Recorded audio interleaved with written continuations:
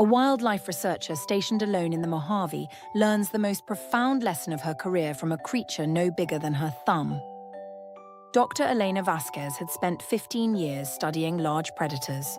She had tracked wolves across Yellowstone, observed lions on the Serengeti, and documented jaguar populations in the Amazon. Her walls were lined with awards, her publications cited in textbooks, and her name carried weight at every conservation conference she attended. But none of that mattered now, stranded at a remote desert research station with nothing but sand, scrub brush, and her own restless thoughts for company. The assignment had been a punishment disguised as an opportunity. After a very public disagreement with the director of her institute over funding allocations, Eleanor had been reassigned to study reptile behavioral patterns in the Mojave Desert.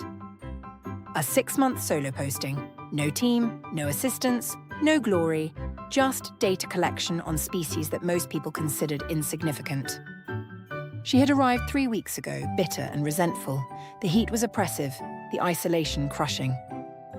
Every morning she woke in her cramped trailer to the same view of rust-colored rocks and pale sand stretching endlessly toward the horizon. Every evening she recorded her observations in a voice that grew flatter with each passing day. What was the point of any of this? On the morning of her 22nd day, Eleanor sat on the wooden steps of her trailer, nursing a cup of instant coffee that had long gone cold. The sun was just beginning its assault on the landscape, painting the distant mountains in shades of amber and rose. She barely noticed. Her mind was elsewhere, on the career she felt slipping away, on the colleagues who had stopped returning her calls, on the life that seemed to be happening without her. A flicker of movement caught her eye. There, on the flat rock beside her steps, sat a small banded gecko. It was perhaps 3 inches long, its skin a delicate pattern of cream and brown bands that seemed almost translucent in the early light. The creature was perfectly still, positioned at the edge of a shadow cast by the trailer, its tiny black eyes fixed on something Elena couldn't see. She watched, mildly curious despite herself. The gecko remained motionless for what felt like minutes. Then, with a sudden burst of speed that seemed impossible for such a small creature, it darted forward and snapped up an ant that had been making its way across the rock. The gecko returned to its spot in the shade and settled there, seemingly content. Eleanor found herself smiling, a small, involuntary thing she hadn't expected. Over the following days, Elena began to notice the gecko more often. It seemed to live somewhere near her trailer, emerging in the early mornings and late evenings when the temperature was bearable. She started documenting its behavior, not because it was part of her assignment, but because she found herself genuinely curious. The gecko, which she privately began calling Milo, had a routine. Each morning, it would find a cool pebble or a patch of shade and rest there, perfectly still, as if savoring the relief from the heat. When dew collected on the rocks at dawn, Eleanor observed Milo carefully licking the moisture from the stone surface, droplet by droplet. There was something almost ritualistic about it, something that spoke of deep appreciation. Elena began keeping detailed notes. Day 28. Milo spent approximately 40 minutes on the same rock this morning, observed what appeared to be purposeful positioning, moved 3 times to follow the shifting shadow. When a larger beetle passed nearby, showed no interest in pursuit, seemed content with previous meal. She found herself thinking about that word, content. When was the last time she had felt content? Not accomplished, not validated, not successful, but genuinely satisfied with a moment exactly as it was. The answer troubled her because she couldn't find one. One evening, a colleague from her old institute called. Dr. Marcus Webb, a man she had once considered a friend, though that friendship had grown strained in recent years. Elena, He said, his voice crackling through the satellite phone. how are you holding up out there? Fine. She replied automatically. Collecting data, doing the work. That's good, that's good. There was a pause. Listen, I wanted to let you know, the Yellowstone position opened up again. The one you wanted last year. I could put in a word for you if you're interested. Eleanor's heart quickened. The Yellowstone position, leading a team of 12, studying wolfpack dynamics, publishing in all the major journals. everything she had wanted. Of course I'm interested.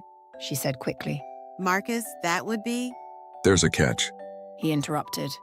You'd need to come back early. Cut your desert assignment short. The committee wants to meet with you next month. Elena looked out the window of her trailer at the darkening landscape.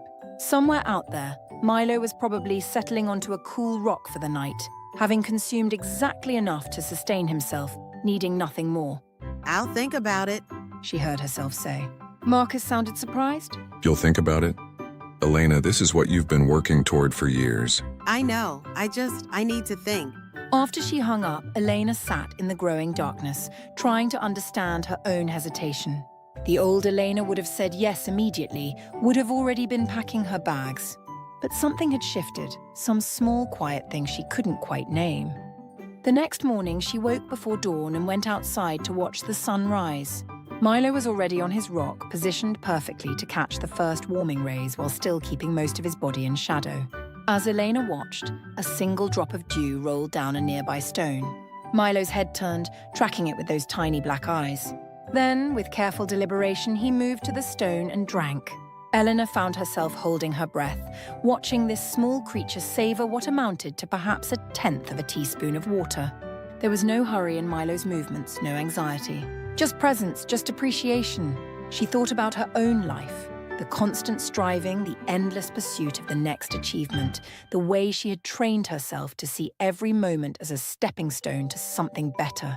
When had she last simply enjoyed where she was? That evening, Elena called Marcus back. I'm not cutting the assignment short, she told him. The silence on the other end was heavy with disbelief. Elena, you can't be serious. This is your career we're talking about. I know, she said. But I'm learning something here. Something I think I need to finish learning. After she hung up, Elena felt something she hadn't felt in years. Peace. Not the absence of ambition, but the presence of something deeper. A quiet certainty that she was exactly where she needed to be. The weeks that followed were transformative. Elena began to approach her research differently. Instead of viewing the desert creatures as subjects to be catalogued and analyzed, she started observing them as teachers. She watched how the kangaroo rats emerged at night to collect seeds, how they seemed to celebrate each find with a small, enthusiastic hop. She noticed the way the roadrunners paused in patches of morning sun, feathers fluffed, apparently enjoying the warmth for its own sake. And always there was Milo. The little gecko became a kind of anchor for Eleanor's days. She learned his patterns, his preferences, his small rituals. She noticed how he would sometimes sit perfectly still for long stretches, seemingly doing nothing at all, and how those moments of stillness seemed to matter as much as the moments of activity. One morning, Elena found Milo in a new spot, a small depression in the rock that had collected a tiny pool of water from the previous night's rare rainfall. The gecko was positioned at the edge, drinking slowly, pausing between each lap to sit quietly. When he finished, he didn't immediately move on. Instead, he stayed there, resting in the cool moisture that remained. His tiny body relaxed. Elena sat down on a nearby rock and watched. The sun was rising, painting the sky in colors she had somehow stopped noticing over the years. The air was still cool, carrying the faint scent of creosote and sage. Somewhere in the distance, a cactus wren was singing.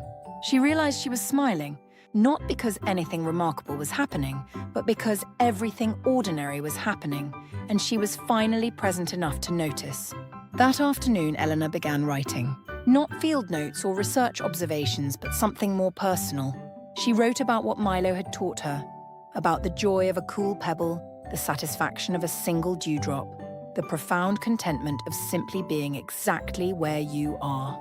She wrote about how she had spent her entire career chasing large things, large predators, large grants, large recognition, and how it had taken the smallest creature to show her what she had been missing. A month later, a package arrived at the research station. It was from Dr. Sarah Chen, the director Eleanor had argued with, the one who had sent her to the desert in the first place. Inside was a letter. Elena, it read, I've been receiving your updated reports. I have to admit, I sent you to the Mojave expecting you to hate it. I thought 6 months of isolation might humble you, might teach you some things about patience and perspective.